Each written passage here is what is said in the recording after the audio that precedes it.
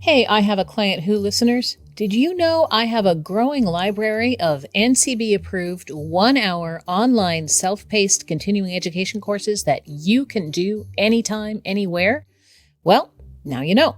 Current classes include What's Next? COVID-19 updates for massage therapists and a massage therapist's introduction to pharmacology part 1 and brand new, a massage therapist's introduction to pharmacology part 2. Classes are $20 each and they confer 1 hour of continuing education credit. Want to know more? Visit my website at ruthwerner.com and check it out. Be sure to sign up for my mailing list so you'll never miss a new class. Anatomy Trains is delighted to invite you to our in-person fascial dissection workshop, May 30th through June 3rd, 2022. We're excited to be back in the lab with Anatomy Trains author Tom Myers and master dissector Todd Garcia in Todd's Laboratory of Anatomical Enlightenment in Boulder, Colorado. Join students from around the world and from all types of manual, movement, and fitness professions to explore the real human form, not the images you get from books. Visit anatomytrains.com for details.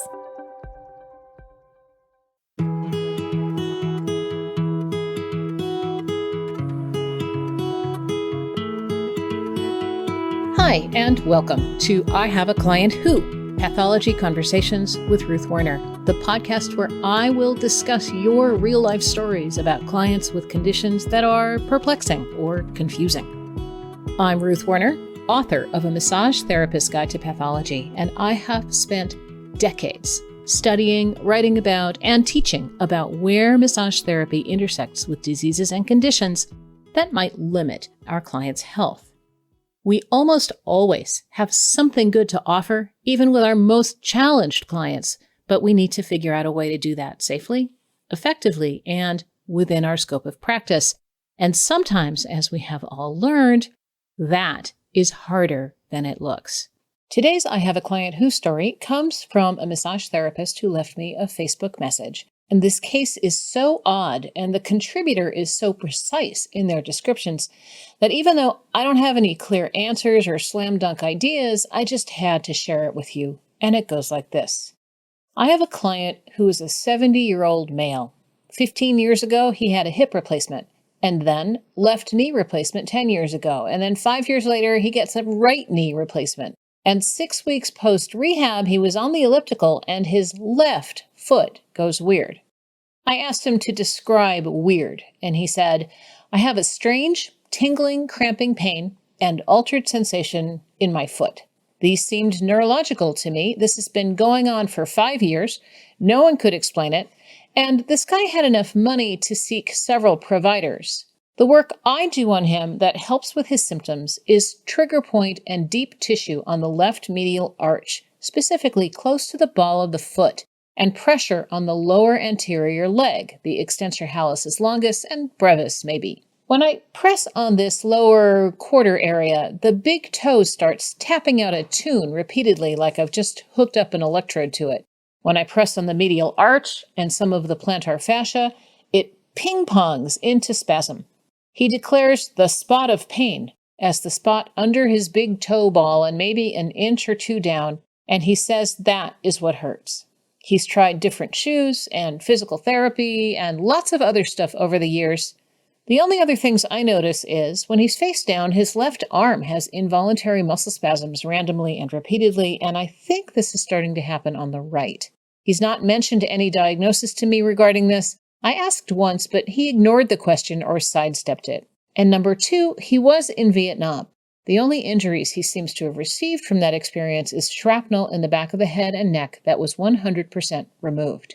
I have other clients who have surgery and then get weird, unexplained neuropathy. Not sure if this is the same thing. Right. So just to try to wrap my head around this person had a series of orthopedic surgeries. 15 years ago, it was a hip replacement. 10 years ago, it was his left knee. 5 years ago, it was his right knee. And shortly after that, he developed symptoms, but in his left foot. And the contributor's right. These do sound like neurological symptoms. Tingling, cramping pain, and altered sensation is how the client describes it. And deep pressure in the foot, which he likes, seems to make some of the foot muscles spasm. And he's been to many specialists, and no one has any ideas about what this is and what to do about it. Gosh, so many questions, and probably no answers.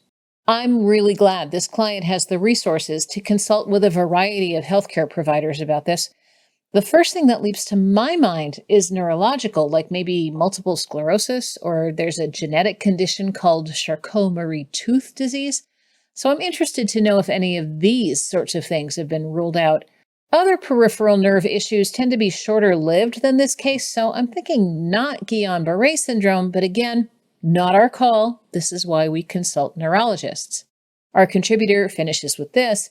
They said, I have other clients who have surgery and then get weird, unexplained neuropathy. Not sure if this is the same thing.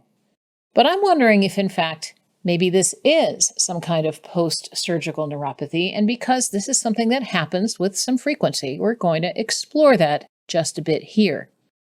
Post-surgical neuropathy. Simple, right? Something happens during the surgery or as a reaction to the anesthetic or because of positioning that irritates and maybe even permanently damages nerves at the surgical site. It doesn't happen often, but it happens often enough. And it has, in the words of the Mayo Clinic, enough medico-legal implications that it is an important consideration in the world of surgery-related complications. Until fairly recently, that is about 12 years ago, post-surgical neuropathy was assumed to be related to a mechanical disruption. A nerve gets stretched or compressed or transected or otherwise interfered with, and it could take a while to heal and cause a lot of pain and dysfunction in the meantime, and sometimes nerves never do fully heal from this kind of trauma, but it was all considered a fairly cut and dry cause and effect situation. And then a team of neurologists and other specialists began to push back at this common wisdom and ask if it weren't possible for post-operative nerve damage to be related to something different, like an extreme inflammatory attack on the targeted nerve. And they did a bunch of biopsies, and they found out that, yes, indeed, in some cases, post-surgical neuropathy isn't a mechanical issue at all, it's an inflammatory one. Inflammatory post-surgical neuropathy is described as an idiopathic immune-related response to physiologic stress. I infer from this that the stress must be the surgery, whatever that was. And this finding has a couple of important repercussions. One is that the affected nerve or nerves don't necessarily have to be involved with the triggering surgery. There are cases on record of people developing inflammatory neuropathy in other parts of the body after their surgery. And the other implication is in treatment options. This kind of inflammation responds well to short duration but high doses of corticosteroids to break through the inflammatory cycle. I want to reiterate, post-surgical neuropathy is not very common, especially when you consider how many millions of surgeries are performed every year. That's 40 to 50 million major surgeries in the United States. I looked it up. And inflammatory post-surgical neuropathy is even rarer.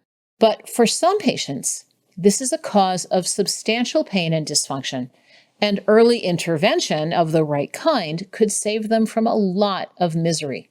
Knowing all this is much more important for surgeons and neurologists than it is for massage therapists, but I think it's great to know what's going on in those fields too, because sometimes it matters for our work. So let's return to our client. Could he be dealing with inflammatory post-surgical neuropathy? I mean, really, who knows? But all this makes me wonder if maybe he has any history with autoimmune disease in his life, or anyone in his family does, because that's a risk factor. I have no opinion about whether his history in Vietnam might have anything to do with this, or whether what this contributor is noticing about twitching or spasms in his arms. And I also have no idea if treating him with high-dose steroids would make any difference to his foot at this point. Of course, the big mystery is, why did this happen shortly after his post-surgical rehab, but on the contralateral limb? Is it a consequence of his recent surgery? Or could it be some kind of throwback to the 10-year-old surgery on the left knee, or something entirely different? We may never know. But going back to the mechanical model for a moment, I wonder if maybe the rehab for his right knee might have influenced some structural issues in his already operated on left knee that might have led to some nervy symptoms. We wouldn't expect that to persist for 5 years. However, human bodies are weird and sometimes unexplained things happen. The only other thing I can think of is that maybe he's dealing with something entirely new and not connected to his orthopedic situation, but his attempts to get to the bottom of this have not yet yielded any useful information. Nope, I am stumped on this one, and clearly I'm not alone. His specialists are too. So that's validating, at least. I think we're going to have to chalk this up to one of those weird things. In the meantime, I have a few if this, then that ideas for this massage therapist. If this client has full sensation and no numbness, if his situation is not getting worse, if the spasms that the massage causes don't bother him or persist outside of his appointments, and if the massage gives him some relief, then go forth and do your thing. It sounds like you're on the right track, especially if he really likes it. But do take notes and track how things progress for him, because it's just one of those weird things, might not be the final outcome for his medical situation, and you want to be sure that you can be part of the solution, not part of the problem. Hey everybody, thanks for listening to I Have a Client Who Pathology Conversations with Ruth Werner. Remember, you can send me your I Have a Client Who stories to ihaveaclientwho@abmp.com. That's I Have a Client Who, all one word, all lowercase, at abmp.com. I can't wait to see what you send me, and I'll see you next time.